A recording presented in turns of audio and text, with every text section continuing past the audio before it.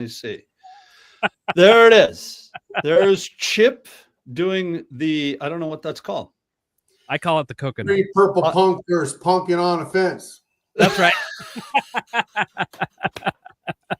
Wow, this show's going to be something I can tell. This episode is going to be one for the books. The tone has been set. It has. We have started out with a bang, not a whimper. Hello, everybody. Welcome to Drummers Education Connection. I am Bart Robley. I think I'm kind of tired. I'm pretty sure I'm Bart Robley, and I'm here with two amazing friends of mine in Boise, Idaho. Boise, Idaho. Woo. Fred Rock Fisher. And down in Tucson, Arizona, or over in Tucson, Arizona, is Chip Ritter, who was just doing a monkey thing, kind of. Hello. Was kind of cool. Yeah. And we're excited to be here. And so welcome to Deck. We're going to start today off like we always do with a good thing, because there are so many good things to talk about. So since Fred is our guest host, which is regularly becoming a regular host. Yeah, I'm just going to move in. He's just going to move in. I'm like the stray dog that won't go away. It's just like, oh, should we feed him? Keep feeding the bologna. I haven't fed Fred yet, but he keeps talking about bringing some pizza with pickles on it. So, oh, dude. Anyway, so Fred, what do you got going that's good today? Let's just start this thing off. What's going on that's good? Oh, you know what? Today, because I have my own podcast, the Drummer G Podcast. I had a great show this morning with my buddy Jared Halleck, and I was just, before we went live, was telling Bart and Chip about that experience, and it's just, I feel so energized as opposed to my partners here who are a little sleepy. I'm bright-eyed and bushy-tailed. I really am. I'm not sure how to pronounce my name. That's all. But I got just good stuff moving forward. I got a lot of students. I got 45 students at the moment. Awesome. And I played 4 shows in a row last week. Killer. And just got a lot of momentum happening at the moment, and some other possibilities that I'd be cautious to share specifics with at the moment, because I want some stuff to come to fruition more before I blab too much. But it's an exciting world in the Fred Fisher circle. That is great. I love that. I'm going to ask you about a specific word you used in just a second. But before I do that, I'm going to go down to Chip Ritter in Tucson, Arizona. Chip, I think I have a good idea of what your good thing is going to be, but I want to know, what do you got going on that's good, Chip? My good thing is I bought my dream car. What is your dream car, Chip? A 2017 front engine C7 Stingray Corvette blue with sparklies in the paint job. I love it. When you get close to the paint job, it's got these little sparklies in it, these metal flake in it. And it reminds me of the boat trailer. My dad had a boat trailer with a hot rod trailer with blue sparkly paint on the fenders. And I remember staring at the blue sparklies in the sun thinking, wow. Yeah. And, I got that all over my car right now. You're going to have to call our friend Mike Dorfman at Trick Drums and get yourself a blue sparkly drum set. I already sent him a picture of my car with the Trick Drums sticker on the windshield, and he was freaking out. He was like, I'm so proud of you. That's awesome. Dude, nice. I'm very proud of you too, because since I've known you, you've been talking about wanting to buy a Corvette, because you and I share that, and you beat me to the punch. I think that's so cool, dude. I pulled congratulations. I'm 55 while I can still get in and out of it, Yeah, totally. That's great, man. That's congratulations, dude. That's awesome. Yeah, that's really cool, Chip. And it is a beautiful car. You show me some pictures of it. Thanks, that's great. man. That's very cool. How about you, Bart? What's going on with you? Everything's great. We were joking a minute ago that I'm sleepy, and I'm fine. I had James says not green. He's talking about your Corvette. I just got off tour. We were out for 2 weeks. We did a string of a bunch of shows from Texas, Michigan, Wisconsin, Ohio, Kentucky. We were just super busy, and I'm very thankful for that. I'm super thankful for everything that I got going on with the band, and like Fred said, this year's been really great. I mean, I've had a lot of things pop for me this year. I too have a couple opportunities that, like, I agree with you, Fred. I'm not going to say anything till something pops open for it, but I got a couple other opportunities that are kind of in the works right now. My new book, I'm going to pick up the copies of Drum Up Your Business, and I will be mailing one of those to Fred Rock Fisher. Yeah. Drum Up Your Business. Isn't that the book by Bart Robley available on Hudson Digital? It is available on Hudson Digital. Yes. You can go buy it right now. And if you want a hard copy of it, you can go to bartrobley.com and you can order one there. And it will go out in the mail to you by Thursday at the latest, because I'm going to get them tomorrow. So I'm really excited about that. So yeah, we got a lot going on and here in Bartville. So I'm excited about that. And I want to make one other small announcement. What I've done recently while I was on tour, there's touring is kind of nutty, right? Because you're either like, okay, hurry up and wait, or you're just going as fast as you can to get everything done. There's like no in between. Well, one of the things about touring is you have a lot of downtime during travel. And so during the travel time, what I did was I put together I put it under my name only just because of an email situation, and we were traveling. I didn't have time to make it all perfect. It's under my name, Bart Robley, but it's really, I'm doing it for Drummers Education Connection. So if you go to @bart.robley, TikTok, please follow us and like us and watch our videos. I'm putting shorts up for Rick calls them deck shorts up on the deck YouTube page. So kind of making some little short videos there, and some of them are from past episodes. Yeah. And then also I have some that I'm just making little short videos. I already do those motivational ones, but I'm uploading those as well now. So check that stuff out if you would. That'd be really cool. I'd really appreciate it. Today we are talking about next level thinking. And I want to say, first of all, before we get into that, I want to say thank you to Fred Fisher, because I just got home from the road. I'm like, Fred, Jeremy's sick. He can't make it. Rick's not here. Can you sub? He's like, sure, of course. He's just, Fred, you're freaking awesome. Thanks. And so thank you. And I was like, and I'm like fresh off the airplane, right? I'm like, I don't know. Actually, no, I was in Austin. I was in Austin when I texted you. Like, yeah, I think so. I think you told me you're in Texas still. Yeah. So I was like, give me a subject, and you go next level thinking. I go, perfect. so that's what we're going to be talking about today: next level thinking, and how that equates to one's drumming career, music career, life, and everything like that. So since you thought that up, Fred, I'm going to toss it to you. Give me your thoughts on next level thinking. So next level thinking is something I'm extremely passionate about, just because of how my life has evolved with my drumming career over the last, I'd say over the last 5.5 years, where I've been like full-time being a drummer. And prior to that, I owned a landscaping business and hoping to be a drummer.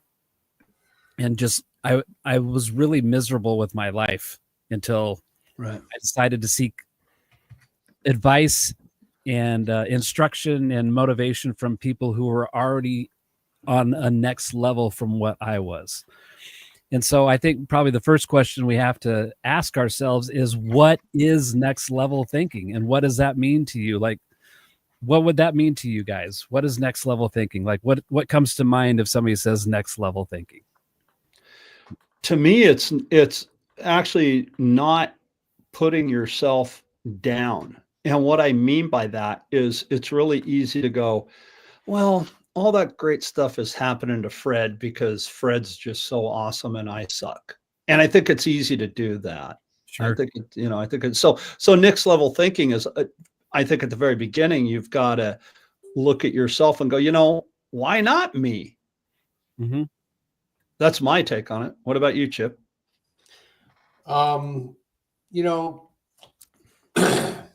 Rephrase the question for me. What is next level thinking?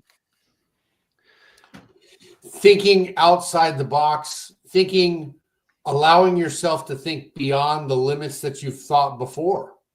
You know, when you think about like what's possible with your career or your playing or your showmanship, I found that next level thinking to me means exploring where no one has gone before, is to dare yourself to dream. I Yeah. don't know. Well, no, it does make sense. I mean, hey, It's look, good. look at the car you're driving, dude. Your good thing was this brand new Corvette that you just bought. That's next level I thinking that got you manifested there. this car. Yeah. Yeah. Yeah. Yeah, I was driving it. I pretended driving it. I dreamt. I waved a magic wand and I wrote down "drive a Corvette" 30 years ago. You know, and it's been one of those dreams of mine for years and years and years and years. And I made it happen, man. I'm telling you, the universe will respond if you could just have the courage to step out in faith. You know, yeah, that's funny. That's the funny thing about life is like, when we're children, I think that we're born creators and artists. We're born with this vision of anything's possible. You could be a dinosaur or an astronaut or Superman or whatever. And you feel like you can be a dreamer and a creative artist. And then life gets at you and starts beating the crap out of you and starts telling you that it's got to be hard and it's got to be this and it's got to be that. Or, you know, like my grandmother, you know, when I was 8 years old, I told my parents that I wanted to be a drummer, you know, and my mom and my dad both, I mean, they believed in me, they loved me, but they were both like, that's nice, but what are you really going to do? What are you going to fall back on? And I got really upset. I was in the kitchen with my grandmother and I was crying over my little Zorro rubber hat practice pad with the 2 drumsticks with nylon tips. And I was crying and my grandmother was like, what's wrong? And I was like, I'm going to fall, you know, Mom said I'm going to fall. I'm falling back on something. I wanted to be a great drummer. And she's like, my grandmother took my hand and started patting it and said, you're going to be a fantastic drummer. You're going to have to work really hard. You're going to have to practice every day. You're going to have to learn everything you can. And started telling me all this stuff about being an entertainer and what Sammy Davis, Frank Sinatra, and Gene Krupa had in common. They all had this one thing that made them stand out, a signature move. And you're going to have to come up with that. And it's going to be tough, but you can be I bet you're going to be a great drummer, you know? And I was just like, yes, you know, my mom and dad loved me, but my grandmother believed in me. And that, yeah. There you go. It took about 20, 30 years of me being a pro drummer for my mother and my dad both to be like, you know what? You were right. We were wrong. That's cool. So I think that's next level. That's next deep, level but that's thinking. cool. Years old, but next level thinking. Yeah. Well, you got to have the right people to encourage you and say the right things and figure out a way to make things happen. I love that you said, your parents loved you, but your grandma believed in you. Yeah. And having people believe in your dream is so important. I think that gives you the courage to step out in that faith and do those things that might be frightening. And don't get mad at people that don't believe in you. That's just, they have limits. Yeah. They're limited in their thinking. You know what I mean? There's like, how are you going to afford this? You know, blah, blah, blah, blah. It's like, dude, don't bother me with all the facts and it's like Han Solo said, never tell me the odds. You know, don't talk about that. That's going down the wrong hole. So don't get rid of those people, but just, you know, pay close attention to what you allow into your psyche as far as your belief systems, because it takes belief. You know, it takes belief. It's part of how I think we were created. We were designed to be creators. Yeah, I agree. And I think on the next level of that in and of itself, you can use the negative where somebody doesn't believe in you to propel you forward. That can be a fuel almost. That can be something that pushes you forward. I think that sometimes we have a tendency to, especially when you're younger, like if your grandmother wouldn't have been there, chances are pretty good that you probably would have listened to that, and you probably would have listened to the fact that, oh, well, you know, mom and dad said this, and so I'm not going to be able to do it. You know, I'm not going to be able to do it. Well, but your grandmother was there. But as I've found for me, as I've gotten older, or when I was coming up, when somebody would tell me, you're never going to do that, that's not going to work out for you, the voice in my head said, watch me. Yeah. There's, Yeah. I think you can, maybe it's underdog thinking, I don't know, but when you're considered to be the underdog, or you don't have, maybe you're not, like for me, I wasn't the best drummer in my school. I mean, there was a lot of kick-ass drummers around me. I wasn't the best one. I was up there with them all, but I mean, I wasn't the best one.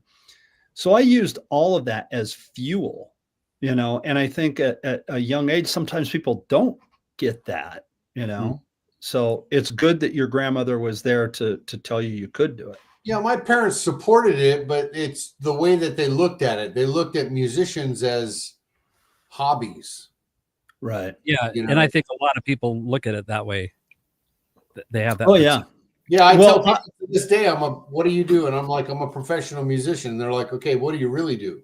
Yeah, what is your day job? It's like I'm a drummer. That's what I do. Yeah. I think we all run into that. Because you don't have to like it, because I'm happy with what I'm doing. So yeah, exactly.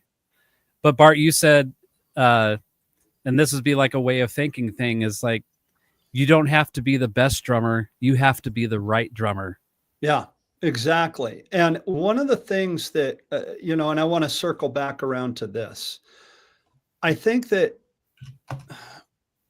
and this is really easy. This is a whole other subject, and maybe I'm going down a wormhole I shouldn't, but I think that sometimes we, money does come with success. I mean, you have to make a living. We can't just sit here and, hide behind artistry and be broke your whole life. That's not a way of thinking. But I think that for myself, and I'm being cautious with my words here, my father was very wealthy. He came from nothing. He came from, his father, my grandfather, was very successful. My father was a self-made man, and he was very successful. And my dad was always like, well, how in the hell are you going to make money as a drummer? And he couldn't see it. He didn't get it. And it took, Chip, a lot like you, it took a long time before my dad was like, wow, you really did this.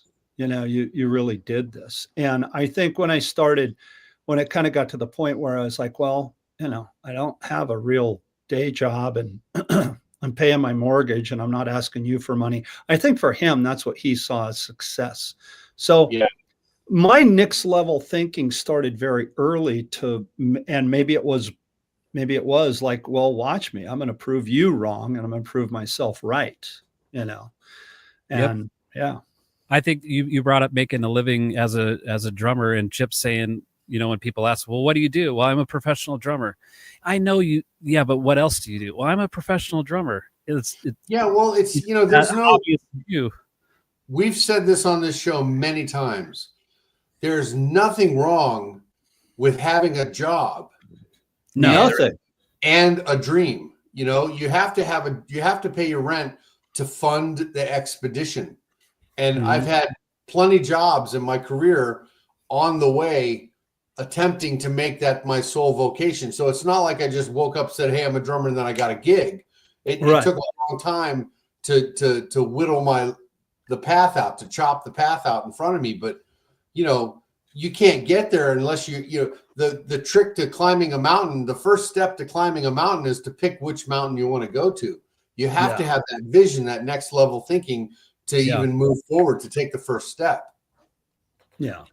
Well, I think I'm sorry, Fred. I think the vision is important, and the attitude to see the vision through is incredibly important. That old thing you said, climb a mountain. There's two guys standing at the bottom of Mount Everest. Now, one guy says, there's no way I could climb that mountain. And the other guy says, I'm going to climb that mountain. Which one is right? Yeah. Both of them. The guy that is a defeatist from the beginning is going to be a defeatist his whole life. So the next mountain he may come across may not be Mount Everest, but it very well could be I got a flat tire on my car and I have no idea how to change a flat tire. There's no way I can ever change a flat tire. It can be a small thing like that. Well, You see, my problem isn't slaying dragons. I'm good at achieving large goals. My problem is doing the dishes. You know, I don't have a problem slaying dragons. It's the mosquitoes that'll kill you. Yeah. Right. There's a show. Fred, you were going to say something. I'm sorry. I interrupted you. What were you going to say? I started playing drums when I was 10 and just fell in love with the drums and just wanted to drum all the time. And I never really thought, especially when I was younger, I never thought about making a living as a drummer. I think it was just like, to me, it was like an assumed thing that would eventually happen, that I would be in that situation. I'd be selling records and on MTV or whatever, and touring the world. As I got older and into my early 20s, I did a lot of really cool things, but nothing that I could support myself with financially. So, you know, you have to I always had those jobs that I could quit really easily. And I could say, see ya, I'm going to be gone for 2 weeks or whatever. It's like in Wayne's World, I have an extensive collection of hairnets and name tags. So, right. I was one of those guys. And pants that smell like French fries. Exactly. Exactly. So I always had those kind of jobs. And so when I was just feeling like this, I was just like in a miserable state owning a landscaping business because plan A wasn't working. And so I created plan B and I took plan B. And I think other people have said this, like, if you have a plan B, you tend to go to plan B. There's too many risks or too many unknowns with plan A. There's too much fear associated with that. So when I started teaching drum lessons, this has probably been close to 15 years ago, where I was trying to teach more regularly. I would just have a handful of students, like 8 students maybe a week. But it never felt like, in my current state of thinking then, was like, it's impossible to make a living as a drummer. And so because I thought that, I accepted that as my reality, and I never really thought beyond that. I didn't have the next level thinking. I just had, this is my life and I have to accept where I'm at with it. And this is something I do for fun and I make a little extra dough teaching or whatever. Yeah. It wasn't until, and I mentioned this before, I mentioned this when I first met Bart, but I ended up with skin cancer. And I had this did I. That's one of the things that you and I talked about. Yes. So I had this big thing cut out of my neck, and it was like, I got to get out of the sun. I got to get an indoor job. And that's when I started getting around people who were already successful teaching lessons, who were already successful doing session work, who were already successful being hired guns and things like that. And so when I went to the 2019 NAMM show, I went for the whole week, and I did a bunch of networking and stuff early in the week. And one was meeting with Matt Starr, and Matt was like a key component in something that just totally was a course correction in my life to make this my thing. So I owe a lot of gratitude. You talked about gratitude in one of your videos from the road, like just a few days ago, Bart. Yeah. About gratitude. And I mentioned Matt in there too. I don't know if you did. That. Yeah. And so Matt had that next level thinking. Matt and I have worked with some of the same people. Bill LaCoin, who managed KISS, managed my band for a while. And then, of course, Matt working with Ace Frehley, he knew a bunch of people in the KISS camp. So we kind of had that commonality of people that we knew. And so I met with Matt, I met with Jonathan Mover, and I met with Hank Linderman, who was the producer for the Eagles, and a couple other people. And they all kind of told me the same thing, like, because I want to be a touring musician, you know, supporting a well-known artist already.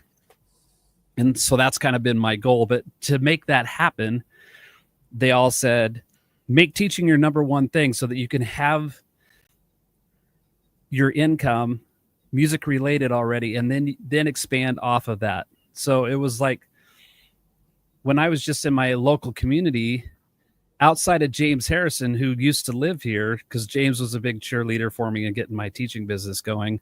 There were other people that were like, there's not enough people in Boise that are going to take drum lessons. You're not going to be able to support. I was told no over and over. And I was like, I got to get rid of these negative people out of my life. Yeah. It did take a little while to build it up, but now it's built up and it's sort of kind of taking care of itself. But it was just getting around people saying, yeah, you can do this, and here's how you do it. You got to be thinking on that next level. You got to get out and away from the people that say, no, you can't do it. There's not enough, all the negative stuff that comes along, and like, what's your plan B if that doesn't work out? Well, it's another thing that Matt says is, burn the ships. You get on a ship and you sail from one continent to the next, and there's no going back. You burn the ships. You've made your decision, right? Yeah. So just go and do that. But I had I have to jump in here, and I don't mean to interrupt your thought, but I have to jump in here because we keep using the term plan B. Now, a lot of you guys, as you know, I just mentioned that I'm a writer, and I have numerous books out, and I've been writing.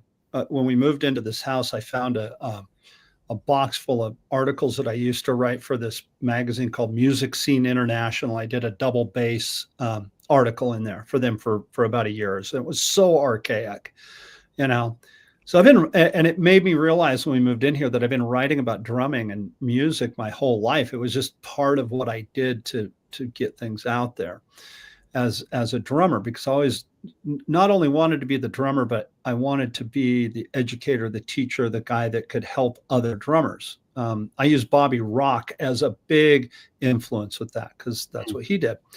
So anyway, I'm also a writer on Medium. So if you guys want to go to Medium, you can sign up there. There's great articles on everything under the sun, but Medium, I do a thing on drumming on there. And excuse my language, Mom, but I wrote an article in there called Fuck Plan B. straight up, no chaser, fuck Plan B. And it's a great article. It's got a lot of people that have responded to me about it. And I really think that that if you have Plan B, right? If you're like, oh, well, Plan B is to have a job that I can easily walk away from. That's not Plan B. That's Plan A. Plan A is, well, if something comes along better than this, I can walk away from it. That's not a way to live your life. Mm-hmm. Your life has to be, this is what I'm doing. And money and success follow in the wake of years of hard work sometimes. So if you've hunkered down and you've said, there is no Plan B, this is what I'm doing, and this is the direction I'm going. As you said, Fred, it might take a minute or two to build up your teaching practice. It might take a minute or two to have things happen for you. But once they happen, they happen. And then the last thing I'll say on this is, a lot of times when you're running across people that are asking you, what is your Plan B? What are you going to do if that doesn't work out? That in and of itself is a negative, but I call those people butters. And what I mean by that is, if Fred and I were going to, let's say hypothetically that I was going to take this practice pad and I was going to put somebody's face on it. And I was going to say, I want to sell some practice pads with somebody's face on them. Uh-huh. And then you said, yeah, but that's probably not a good idea. And I said, well, I think it's a good idea. I'm going to go ahead and do it. Yeah, but the butters will talk themselves out of everything.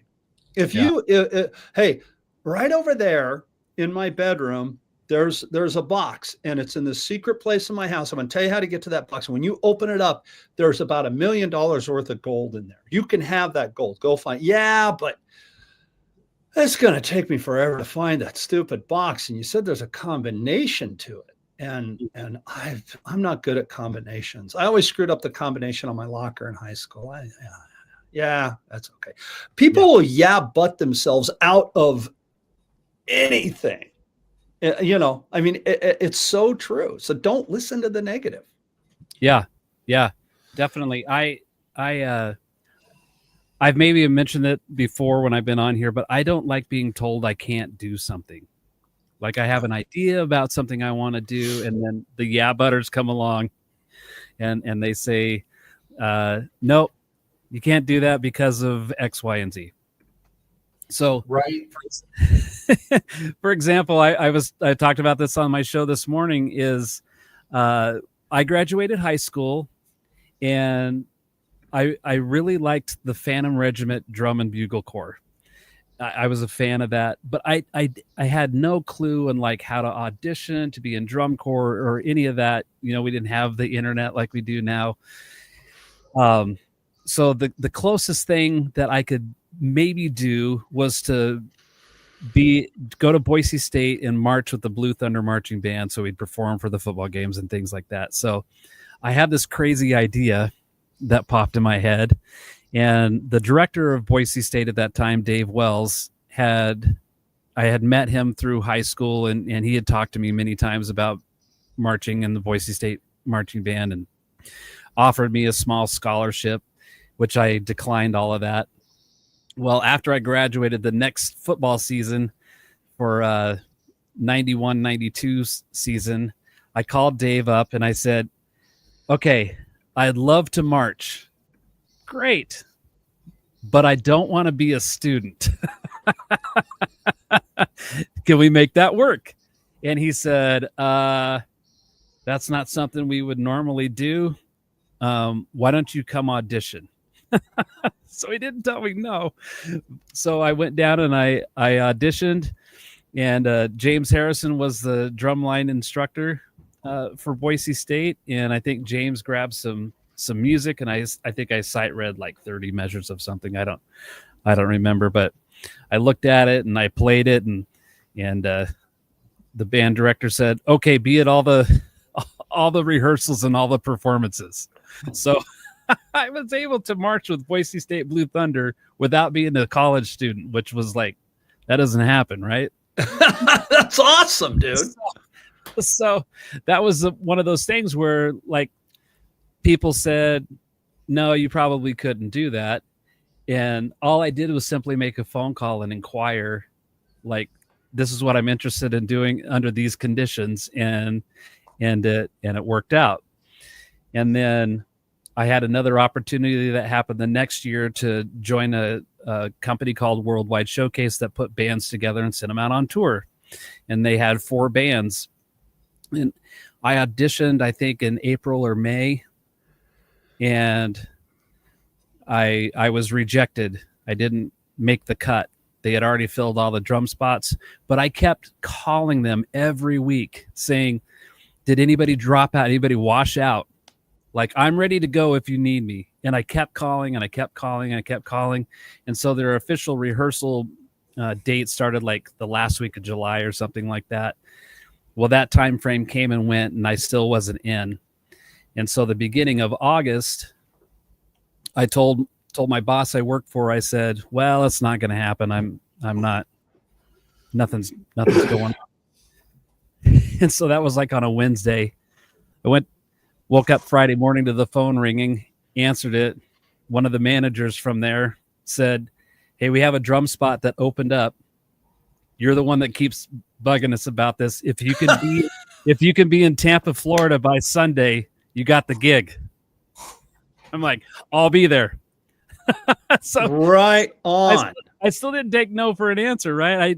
I called my dad immediately, who was working in Boise, and he drove to the airport and bought me a one-way ticket to Tampa Bay, Florida. And I went and I was gone for 7 months. No way, really? That long? Yeah. So we had our rehearsal, and then I guess a little over 7 months. Went beginning of August and came home in the beginning of March, I think. I was just gone. And that shows such tenacity as far as I'm going for this. I'm literally Yep. going for the throat. I won't take no for an answer. And even when you told me no, well, maybe no is not really no, you know. I think that that is fantastic. One of the things, you know what, James Harrison just put something in the comments. He says, I think that once we become teachers, we change our perspective on advice, encouragement, and motivation because we are now pushing others. So true. And So I true. think that that is so deep on so many levels, but it pertains to what you just said. Because if I was taking lessons from you and I heard that story, Fred, Yeah. I would be like, wow, okay, this guy wanted it so bad that that's what he went through. Then once he got it, he was gone for 7 months. Yep. Yeah. You know, he's now in Tampa, Florida for 7 months, and he did what he wanted to do because he loved it. And Yeah. he did it after he was told no. Yep. Yeah. Dude, that's huge. That's huge. And I think again, the tenacity that that takes and the belief in oneself is wow, that's really cool. That's a great story. Thanks for sharing that with us, man. Yeah, absolutely. But it's just like, I think, well, I got a couple thoughts running in parallel here. So kind of bouncing off of what James said is our perspective as teachers kind of changes a little bit on our advice, encouragement, and motivation. You guys did a show a couple weeks ago that included in the discussion like your credibility as a teacher. Do you have more credibility as a teacher when you're actually out there doing it? So you're teaching this instrument that you're very passionate and in love with, but at the same time, you're not only teaching your authors, you're recording, you're touring, you're doing this stuff. Chip's on stage with Greg Bissonette. Chip's buying a Corvette. I mean, look, the perception is so great, right? And I talked to Jeremy about this a little bit too. Jeremy's like, yeah, I teach and I still play like 6 to 8 shows a month, doing his thing. And so I think there is a credibility thing. It's like, if you're going to be teaching this instrument and living that life, then your students should see that reflected, right? In what you're doing. I completely agree with that, and I think that that is definitely next level thinking, and it goes on. And this is gonna forgive me why I walk around the spider web a bit here, but it kind of goes back to what James said. You know, it changes your perspective and encouragement. I have been teaching since I was in high school, and out of high school, when teaching was my side hustle because I didn't have enough students yet to make a living at it. Yeah, I was still, you know, driving, and I was going to, and I still make house calls. You know, I go to people's houses and give them a drum lesson, and had this whole route that I did. And I realized that, okay, not only am I a drummer and a drum teacher, but there's this big word, entrepreneur. I just learned what that is. And I guess that's what I am because I'm doing this. This is what I was thinking. And then I remember 2 other things that kind of come into play here. I remember I told one of my students, I'm like, hey, I'm playing a gig, and it was at a club thing, but it was like back in Colorado, they had these things. They were like teen clubs, right? So like if you're a teenager, you could go there, right? Yeah. And so we were playing there, and he came and saw me, and he was like, wow, dude, you don't just talk about it. You're up. I just watched you do it. That's great. So he really enjoyed my lessons after that even more because he saw that I was doing it. Yeah. So that was influential to him. So I definitely think that carries a lot of weight. I think it carries a lot of weight, you know, along with it. And, I think that it gives you a credibility because of your perspective of what you have to go through as a drummer. I mean, absolutely. I'm pretty hard pressed if somebody comes to me and asks me a question about like how do you do X, Y, and Z in the music business? I always have an answer. I'm not going to, gee, well, I don't know. Let me ask somebody. I've never experienced that. I mean, I'm not chest pounding. I'm just saying I've lived it. I've done it my whole life. So Yeah. the perspective as an educator is way different than had I not done that, Well, they say that you have to have knowledge and you have to have experience to have wisdom. Mm-hmm. So if you're missing one of those two components, like how much wisdom do you have? Right. Exactly. I couldn't agree with you more. Yeah. And I don't remember if it was Chip or you, Bart, that said when we first started talking is like outside the box thinking. That was Chip. Yeah, it's finding solutions to whatever your dreams are, whatever you have some kind of drive in you of a thing that you want to go to, and you have to make a plan, and that plan should include seeking advice from somebody that's already had success doing that thing. Because if you start seeking advice from people who failed at that thing, they're going to give you all the reasons why you shouldn't do it. Oh yeah. The difference between experience and an opinion. Opinions are useless. They're useless. My opinion on something is useless. When you find somebody that has actual experience of attaining their dreams, that's who you should get onto as a mentor, have as a mentor, and I work with some young men in my life that I help with their lives.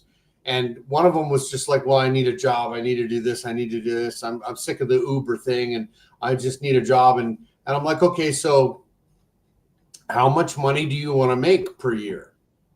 Well, I don't know. I just, I need this. And I'm like, but you haven't decided how much you need to make. You haven't decided what your dream job is. How do you expect to get to where you're going if you don't pick the mountain? So we went over that goal setting thing where we write on a piece of paper and describe what it is you want. Mm-hmm. What is your heart telling you? What do you want to be? How much do you want to make? Where you want to be in life? And what's your ideal day? And describe that and have the courage to write it down as if it's already happened. That's one of the biggest keys I've found in my life is that visualization of yourself and being bold enough to go think on that next level. I knew it. I knew stick juggling was possible. I just knew it. I didn't know how. I didn't know, what I mean? And obviously you can't do that during a ballad. You can't do, whatever. But my point was I could see it in my mind's eye. I could see myself doing it. I knew it was possible. So I kept trying and kept trying and kept trying and failing. And I got the experience behind me and I started doing it and pulling it off. And, what a great trick. And, people love that stuff. When you pull that out in the middle of a crowd, they go nuts. They're like, what? I don't regret a minute of the time I invested doing that because that's a next level thing for me. Yeah. I think go ahead, Fred. Sorry. Okay. So one thing, like to be narrowed down on like a somewhat sensitive topic for a lot of musicians is how you dress on stage. Oh, I'm out of here. How your gear appears. Yeah. I talked to Chip about this a little bit on the phone a couple of weeks ago. Is you're not just playing drums, you're also an entertainer. You're putting on a show. People listen with their eyes. Yeah, and how you present yourself. How tight is your band? I'm a big believer in playing to the click, as I think you two are, Bart. You play to the click most of the time. Yeah, I play to the click when I'm recording. I play to the click live. With the Cliff Miller Band, there's maybe 3 songs I don't use the click on. Yep. But everything else is, and I got that dialed in. I don't even think about it hardly when I'm doing it. But there's an attitude where, well, I want to preface this by saying, like, if you're in a band, Oh, and here you're we go. Fred's gonna preface. if you're in a band and you're just going to do your thing and it's a hobby and you're not worried about making that your career, or you're just happy where you are, that's totally cool. Like I have a student Nothing wrong with that. No, not at all. Like I have a student who's like, she would just love to play in a bar band, you know, and have that experience. Like that's her Mount Rushmore, or her Right. Pikes Peak, or whatever, you know, that's her, where she wants to plant her flag. What I get hung up with a little bit is people who live in that circle, but they complain that they never get paid more, they never get the better gig, or they never do the thing. They have this low level thinking, and they don't take the steps to be better. They don't take the steps to look like a band, you know. You get what I'm saying? I do. And you know what? I've watched, okay, I'm going to circle back around. Yeah. What I said a minute ago. And I worked with a guy like this. Yeah, butter. Yeah. You know, hey, dude, we're walking on stage right now, and you look like you just changed your oil. You know? And dude, nobody cares. They don't see me. No, there's always, if you play at a gig, and let's say you're playing a gig in front of a real small crowd, there's 20 people watching you play. Okay. Yeah. Out of those 20 people that are watching the band, one of them is always looking at you. Yep. And they might go over to this guy. They might go to that guy. They might go to that girl. They might go to him. They might go to her, but they're going to go back to you. There's somebody always watching you when you're on stage. Now, let's say you're playing a big gig. There's 8,000 people there. And you're on a podcast, and your shoe's on too tight, and you're freaking out, and you're taking your shoe off, and then you're kicking the microphone, and then you're hitting them. You know, there's somebody always watching you. You know, yes. That's my point. And I worked with a guy that no matter what you said to him, dude, I mean, maybe you could buy a new shirt. Yeah, but that doesn't matter. Well, I made he butted himself into everything. Yeah. And this guy was also, he's no longer involved in what I do. He was one of those people that it was like, you know, just a negative ball of energy. He was also the guy that was always, man, I'd love to have a microphone like that. That's got to be what, a $600 mic. Everything had a price tag. Wow, Fred, that's a nice coffee cup. What is that, like say back $20? Everything had a price tag on it, and he just couldn't afford it. And I'm thinking to myself, you know, you're going to be broke your whole life. Not that money is the end all to be everything, but you're always going to be broke because you're so caught up in, oh, I can't afford that, you know. And he was one of the people that butted himself into, I'm a starving musician and a starving artist. Well, that's not next level thinking. Let's come back to the topic. That's right. Like, I'm proud to be a starving artist. And I think that in and of itself is just, come on, you know? Yeah.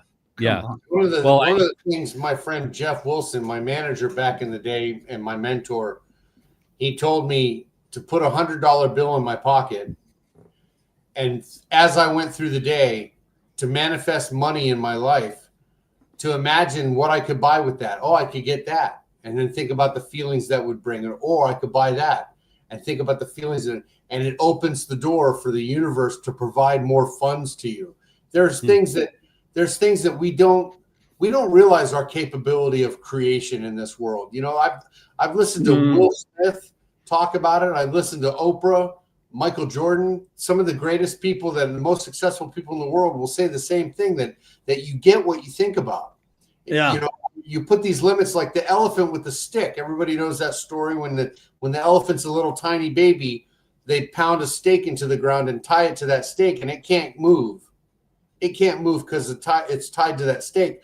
As it grows, even though it's now a huge elephant, psychologically it won't move if you have that stake there because it thinks it can't. You know, the way you think is so important, you know, and I don't know. I think that the way you think on that next level it's critical for you to go high and dream big. The worst thing, shoot for the moon. The worst, shoot for the stars. The last thing you end up on the moon, at least you'll go somewhere. you know? Yeah. Whenever there's somebody around me that is, that negative with like, well, what do you expect from this? What do you want to do with this? Why are you going for, why are you aiming for the cheap seats, if you will? Why are you trying to crack it out of the park? And my answer is twofold. Well, number one, why wouldn't I? I'm not going to half-ass anything that I do. And number two, because I can. Let's say if I'm going for a home run every single time, I'm not always going to hit the home run. I might get some singles, I might get some doubles or some triples, but I'm trying. I'm not just like, oh, well, it'll never happen. Yeah, we're alive right now in this 24-hour period we have today. Yep. There's no reason not to push all your chips in on today. Yep. Go all in, go all out, and go all in. No holds barred. And I'm personally, and this is an opinion, right? But it's also kind of an attitude that I've adopted. I'm not going to put my energy into something that if I'm around somebody that is not putting in the same amount of energy, not that, I'm going to do more work or you're not doing enough, but I want somebody, if I'm doing something, even if I want the people around me to believe in whatever it is I'm doing as much as I do. That's all. I don't want to put my energy into something if somebody is like a butter, back to that. Because again, the next level thinking, again, what Chip just said, the next level thinking is so crucial, and it will, and you're going to gravitate towards what you think. I stuttered a lot there, but that's what I was trying to get it out. 20 years ago, I was in a blues band and I was running the website and the mp3.com and running everything, doing the website, doing the promotions, selling the CDs while everybody was drinking at the bar. I was doing everything. And I came in one day super excited because we made $40 on the MP3 site selling our music online. And I yelled at the band. I was like, dude, check it out, dude, $40 for our music. We got $40. And the bass player was tuning his bass. He was like, that'll barely get us to Phoenix. I was just like, you know what, dude? Whatever. Yeah. I talked to the trumpet player, and the trumpet player came up and he said, see the website? Isn't the website cool? And he's like, yeah, you spelled this wrong. It's like the world is full of people like that.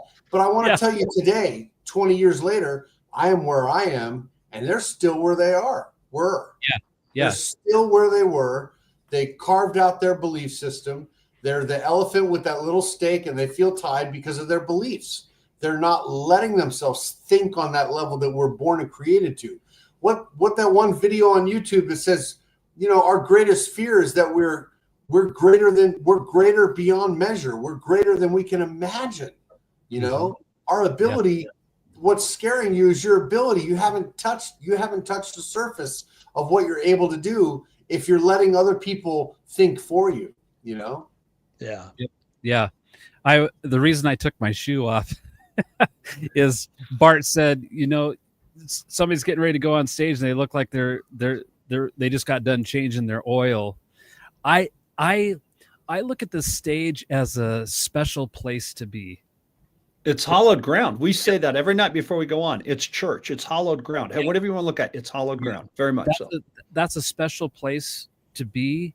And a lot of times people are paying to be there to see the band. And I want to give them a reason to pay to see that again. And so I'm going to look like I belong on stage. I don't wear shorts. I don't wear flip-flops. I don't think that's stage attire. I don't think that these shoes are stage shoes. These are great for, running around the neighborhood, but I would never get on stage wearing these, like, ever. You're never going to catch me dead on. The only reason I'd be on stage wearing these is I'm setting up. Yep.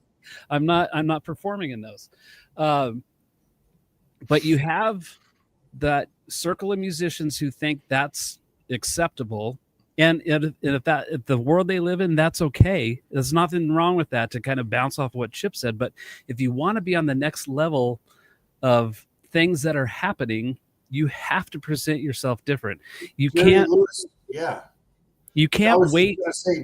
I was going to say Jerry Lewis and Dean Martin. When Jerry Lewis bought tuxes for Dean Martin and him, and Dean Martin was like, "What are you doing? We can't afford these." And Jerry Lewis was like, "Look, man, we got to look like the money we're going to be making." Yeah, You know? absolutely. So, Chip, you were on David Letterman. You didn't wear flip-flops and shorts. I had a suit. You were performing for a worldwide audience of people, and that you can't. That's a way next level of thinking, right? Yeah. Yeah. Okay, let me throw this out there since we're talking about stage clothes. Okay. And I'll say this because I think it is so important, and I think it's really important to look the part on stage, right? I really think it's important. So I don't think there's anything wrong with wearing a pair of blue jeans on stage, as long as you don't have holes and they're greasy and dirty. Wearing a nice pair of jeans on stage is fine, especially for the style of music I play. Yeah, that's what I wear in the country band I'm in. Right. I mean, nice pair of Levi's that are in good shape. They aren't all ripped up and torn up, and they've got mustard on them or something. and mayonnaise is okay. Mustard's unacceptable. Right. But I also I have these shirts that I wear. You guys have seen them. They're just it's a black t-shirt, but it's that wicking stuff that pulls they're made for working out. It pulls the sweat away from your body. Yeah. And there's two great things about those. Number one, it does just that. We played in Ohio the other night. It was an outdoor stage, and it was just as humid as could be. So you walked on stage, and before one note, you're just dripping wet, right? So it wicks the sweat away from you. So, it does something there. But more importantly, and as shallow as it sounds, I can roll those up really tight, put them in my luggage. They can live in my luggage for a week or two while I'm on the road. I can take it out and there's not a wrinkle in it. It's made out of a material that doesn't wrinkle. You don't have to iron it. It's easy to put on, to put it on, and you look like you got a fresh shirt on when you walk on stage. Put a vest or something over the top of that, dude, throw on a pair of sunglasses and poof, you're a rock star. It's the perception that you cared enough to change your clothes before you walked on stage and brush your teeth. It's important. It really is. And Fred, I think it's, I think you hit the nail on the head. I do think it's important. So James knows this gets under my skin. I think that's why he commented Fred's stage is his office. I really hate the office comparison. And then you had Todd Zuckerman on here, and he said the same thing. I'm like, see, Todd thinks the same thing I do. Like, it's I need a polyester tux. Me too. This has been a great show, guys. It's going to have to split pretty soon. You know what? Yeah, you know what? We are at the end of the show. We can sit here and talk about tennis shoes and polyester I gotta tuxes. say one more thing, though. I got to say one more thing. I think this is on that next level thinking deal. Is I'm really good friends with Scott Alexander, the bass player for Dishwalla, and James knows Scott very well and has played with him as. Dr. Name dropping to the reception area. That's me. I'm here. So Greg Bissonette just called me and he said not to name drop. Greg Bissonette and Ringo just texted me. They said not to name drop. Fred. I take it back. This guy by the name of Scott Alexander from Dishwalla, well, anyway, he plays so well all the time. And not just anything that I've been involved with him, but I've seen him around doing other things. And I asked him one time, I said, and he always looks great too. I said, how is it that you play so well all the time, no matter what you're doing? And he said, I have a reputation to maintain. He said, that's his thinking. Like, it doesn't matter who I'm playing with. I'm going to play my best every single time, for every situation, and I'm going to look the part. And he's got a great reputation, and that's why he's a sought after bass player. Right That's on. it, man. That's Right why on. he It gets is. to work. Yeah. Okay, so the last thought of the day goes to James Harrison. Yes, James, you can wash them in a hotel sink. You can. Yeah. Nice. All right, everybody. Thank you so much for watching Drummers Education Connection. Chip Ritter, congratulations on your new Thank you very much. 2017 Corvette. I want to go for a ride. You got it. Fred Fisher, I want to come up to Boise, Idaho, and have a potato with you. No, we can do that, but we're going to go down the street and we're going to have pickle pizza. Awesome. After we play your drums, though. There's a book I ordered called Drum Up Your Business. I heard about that. I'm waiting. I think it's going to be shipped soon. I heard that the guy that wrote that book is a genius. Yeah, he's going to be on my show too. Cool. Awesome. All right, everybody. Listen, have a great day. Have a wonderful day. Thank you for watching Drummers Education Connection. I'm going to hit the big red in show button, and you guys have a great week. While I hit the button, somebody do something brilliant. Please do something. Go